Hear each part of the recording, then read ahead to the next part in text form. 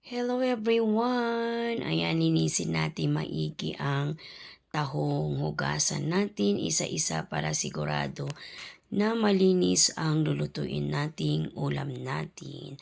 Ayan, one in one talaga. Ayan, and then nagsalang na ako dyan ng kawali at naglagay na rin ako ng mantika.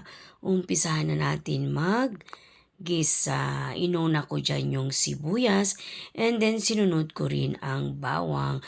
Choice nyo po kung anong gusto nyang unahin, okay lang po.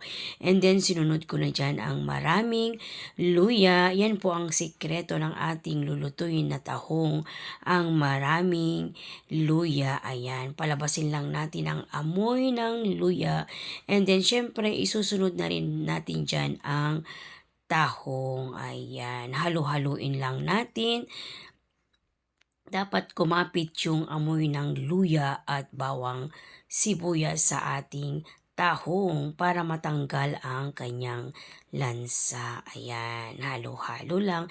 And then, naglagay na ako dyan ng 2 basong tubig. And then, takpan muna natin at pakuluin. At pag kumulo na, ilalagay na natin ang dahon ng kamote.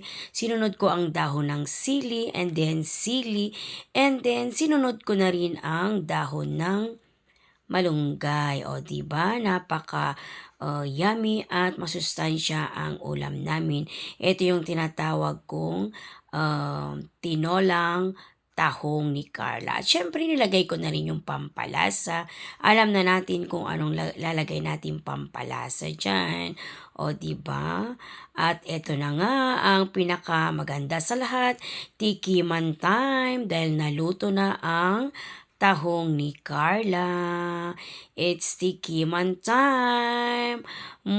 The best ka talaga tahong ni Carla. Napakasarap. Promise. And then yung sabaw, nilagay ko sa baso. O, diba? Tinolang tahong ni Carla. At yan lang po for this video. Bye!